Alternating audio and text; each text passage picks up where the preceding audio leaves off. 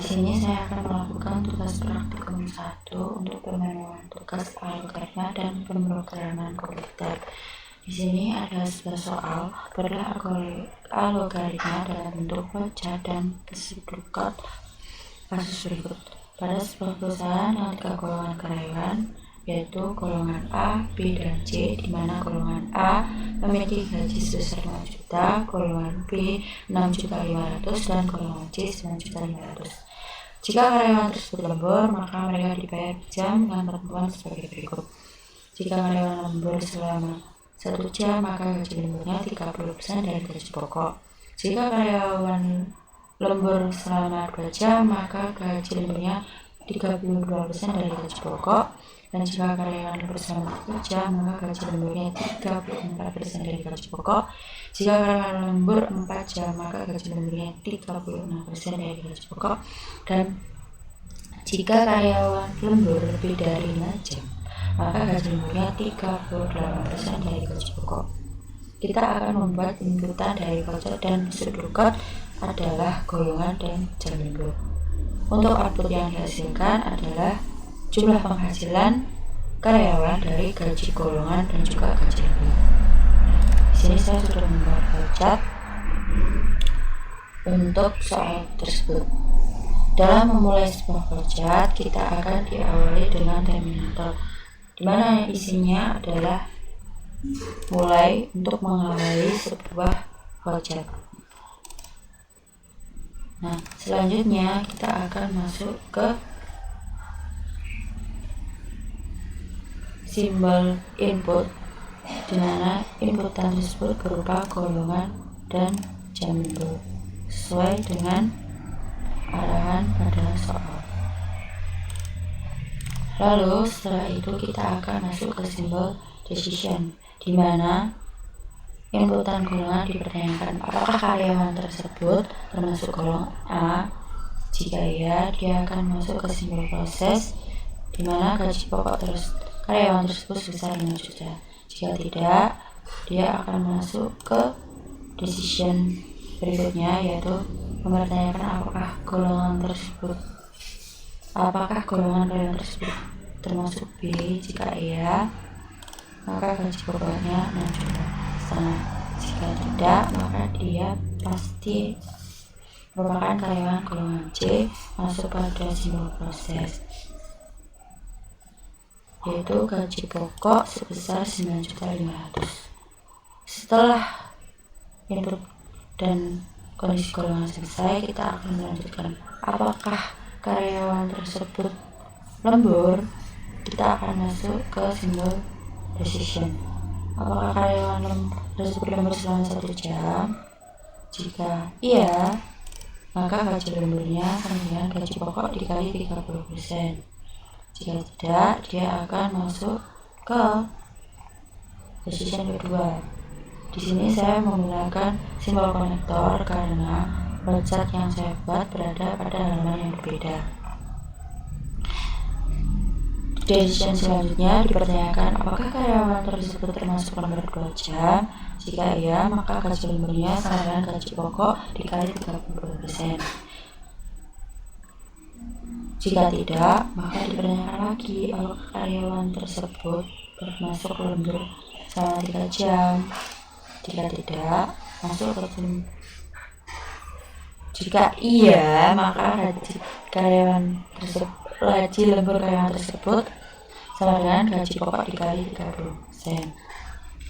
Jika tidak, dia akan ke pertanyaan selanjutnya atau pada decision selanjutnya, apakah karyawan tersebut termasuk lembur selama 4 jam. Jika iya, dia akan masuk ke proses, yaitu gaji lembur sama dengan gaji pokok dikali 36%. Jika tidak, maka karyawan tersebut lembur selama lebih dari 5 jam. Jika iya, maka gaji lembur karyawan tersebut sama dengan gaji pokok dikali 30%. Nah, jika sudah selesai mempertanyakan dari golongan dan juga lembur karyawan, maka dia akan masuk ke proses untuk menghitung jumlah penghasilan dari lembur. Apakah dia lembur? Kalau tidak, dia akan juga langsung masuk sini dengan jumlah lembur 0. Itu gaji pokok, jumlah penghasilan yaitu gaji pokok ditambah gaji lembur dengan hasil output jumlah penghasilan. Dan di akhir proyek akan diakhiri dengan terminator lagi berisi selesai untuk mengakhirinya.